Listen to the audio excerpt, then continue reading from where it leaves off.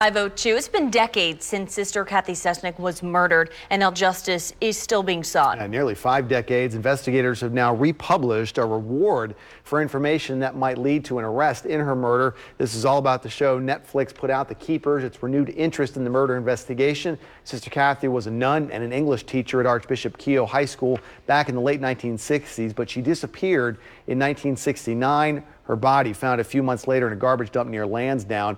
Anyone with information can anonymously call Metro Crime Stoppers at 1-866-7-LOCKUP, and it's something that people have been able to do for years, but they have always had that tip line out there, and there's that reward available attached to it. Now, also in our archives, we've dug through and found more interviews tied to the case talking about this. This is the hole dug in the ground at Holy Cross Cemetery with some documents that were tied to then Father Joseph Maskell. He had them buried there in the early 90s, and then during the Keepers, you hear about how the gravedigger dug them back up for investigators in 1994. Well, that's them right there, or at least part of them was left over after they removed most of the boxes of documents, which they then said were unusable because of all the wetness that got into the ground there. Also on our website, we got an interview with several of the women who were interviewed in that show, say they were abused by local gynecologists in addition to the priest. The gynecologist's name was Dr. Christian Richter. We have that interview with the doctor from 1994 on our website, abc2news.com. So a lot of extra content on there. If you've watched the show,